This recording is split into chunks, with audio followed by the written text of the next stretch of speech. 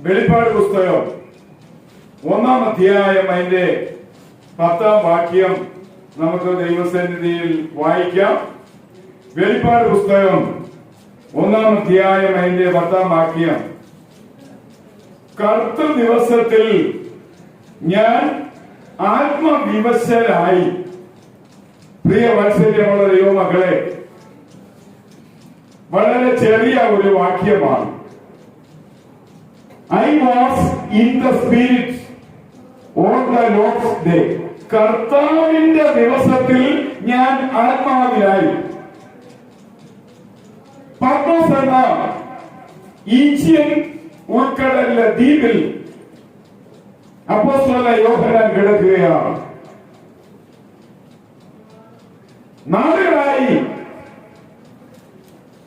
നാട് കടത്തപ്പെട്ട്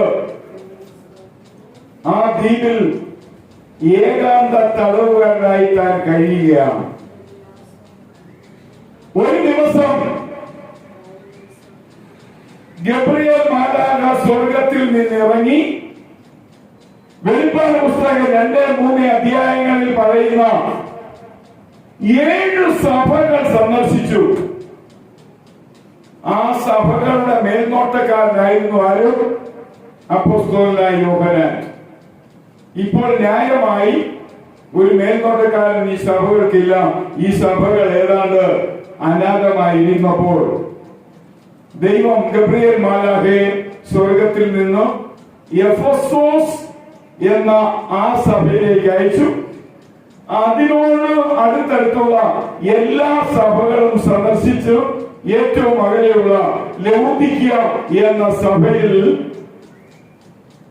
ദൈവത്തിന്റെ മാലാഖ സന്ദർശിച്ചിട്ട് മാലാഖ എവിടേക്കാണ് പോയത്? പത്മോസ് ഐലൻഡിൽ തടവുകാരനായി കഴിയുന്ന യോഹന്നാൻ അപ്പോസ്തലന്റെ അടുക്കൽ എത്തി. ഗബ്രിയേൽ മാലാഖ യോഹന്നാൻ അപ്പോസ്തലന്റെ അടുക്കൽ എത്തി നിമിഷങ്ങൾക്കകം ദൈവത്തിന്റെ ആത്മാവ് യോഹന്നാൻ അപ്പോസ്തലനെ നിറച്ചു കഴിഞ്ഞ് ഈ കാര്യങ്ങൾ മുഴുവനും യോഹന്നാൻ അപ്പോസ്തലനെ ദൈവത്തിന്റെ പരിശുദ്ധാത്മാവ് ഗ്രഹിപ്പിച്ചു. അതിനുശേഷമാണ് യോഹന്നാൻ അപ്പോസ്തലൻ നാട് കടത്തപ്പെട്ട ഈജിയൻ ഉൾക്കടലിലെ പത്മോസ് ദ്വീപിൽ നിന്ന് എഫെസോസിലേക്ക് മടങ്ങി വന്ന് ഈ വെളിപ്പാട് പുസ്തകം എഴുതുവാൻ ദൈവാത്മാവിനാൽ തനിക്ക് നിയോഗം കിട്ടി. ആ നിയോഗം കിട്ടുമ്പോൾ തനിക്ക് പറയാനുള്ള ആ ദർശന വാക്യമാണ് 1:10. കർത്തൃ ദിവസത്തിൽ ഞാൻ ആത്മാവിൽ ആയി. ഇന്ന് വാത്സല്യമുള്ള ദൈവമക്കളെ, ഇന്ന് കർത്തൃ ദിവസമാണ്. ഹല്ലേലൂയ. ഇന്ന് ആഴ്ചയുടെ 1-ാമത്തെ ദിവസമാണ്. ഹല്ലേലൂയ. ഇന്ന് ഞായറാഴ്ച ദിവസമാണ്. ഹല്ലേലൂയ. 2026 ജനുവരി മാസം ആദ്യ ഞായറാഴ്ചയാകുന്ന ഈ കർത്തൃ ദിവസത്തിൽ നമ്മൾ ആത്മാവിലായി തീരട്ടെ. ഹല്ലേലൂയ.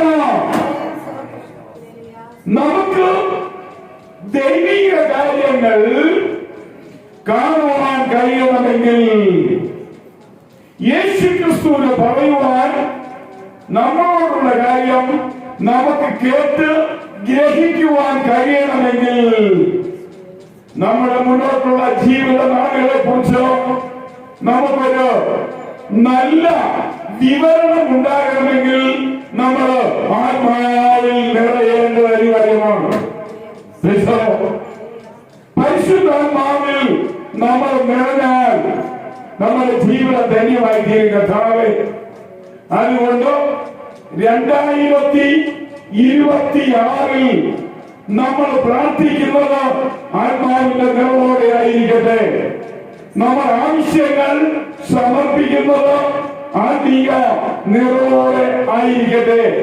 നമ്മൾ ഒരു സങ്കീർത്തനം വായിക്കുന്നത് പരിശുദ്ധാത്മാവിന്റെ നിറവോടെ നമ്മൾ ദൈവത്തെ സ്തുതിക്കുന്നത് പരിശുദ്ധാത്മാവിന്റെ നിറവോടെ ആയിരിക്കട്ടെ. ദൈവസന്നിധിയിലോ സ്തോത്രം ചെയ്യുന്നത് പരിശുദ്ധാത്മാവിന്റെ നിറവോടെ ആയിരിക്കട്ടെ. നമ്മൾ പാട്ടുകൾ പാടുന്നത് പരിശുദ്ധാത്മാവിന്റെ നിറവോടെ ആയിരിക്കട്ടെ. നമ്മൾ അവരെ കൊണ്ട് സംസാരിക്കുന്നത് പരിശുദ്ധാത്മാവിന്റെ നിറവോടെ ആയിരിക്കട്ടെ. നമ്മൾ വേദപുസ്തകം വായിക്കുന്നതും പ്രസംഗിക്കുന്നതും എല്ലാം പരിശുദ്ധാത്മാവിന്റെ നിറവോടെ ആയിരിക്കട്ടെ.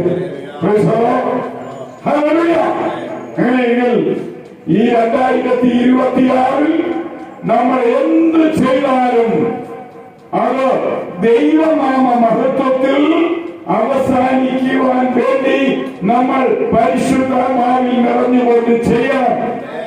ദൈവമക്കളെ, ഈ ആദ്യ ഞായറാഴ്ച നമ്മൾ ഇവിടെ വിട്ടു പോകുന്നതിന് ഒരു തീരുമാനമെടുക്കണം. ഈ വർഷക്കാലം ആത്മാവിന്റെ നിറവിലല്ലാത്ത ഒരു കാര്യവും ഞാൻ ചെയ്യത്തില്ല. ആമേൻ. അത് നമുക്ക് വളരെ നല്ല ഗുണം ചെയ്യുമെന്ന് ഞാൻ ഉറപ്പിക്കാം. ആത്മാവിൽ പരിശുദ്ധാത്മാവിൽ നിറഞ്ഞുകൊണ്ടല്ലാതെ ഞാൻ ഒരു കാര്യവും ചെയ്യത്തില്ല. ഒരാളോട് സംസാരിക്കുന്നതിന് മുമ്പായി ഞാൻ ആത്മാവിന്റെ നിറവോടെ സംസാരിക്കുന്നു.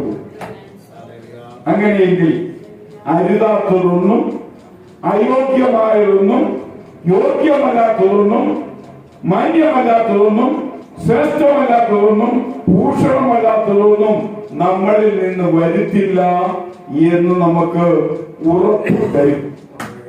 അതുകൊണ്ട് ഞാൻ പറയട്ടെ, 2026 നമ്മൾ എന്ത് ചെയ്താലും ചെയ്യുന്നതിന് മുമ്പ് പരിശുദ്ധാത്മാവിന്റെ നിറവിൽ ആയിരുന്നുകൊണ്ട് ചെയ്യാം. അങ്ങനെയെങ്കിൽ ആ ഒരു ചെയ്തി നമ്മുടെ ജീവിതത്തിൽ ഗുണകരമായി ഭവിക്കുമെന്ന് മാത്രം ഈ ആദ്യ ഞായറാഴ്ച ഞാൻ നിങ്ങളെ ഓർപ്പിച്ചുകൊണ്ട് ഈ സന്ദേശം ഞാനിവിടെ അവസാനിപ്പിക്കുക. നമ്മൾ ഈ സമയം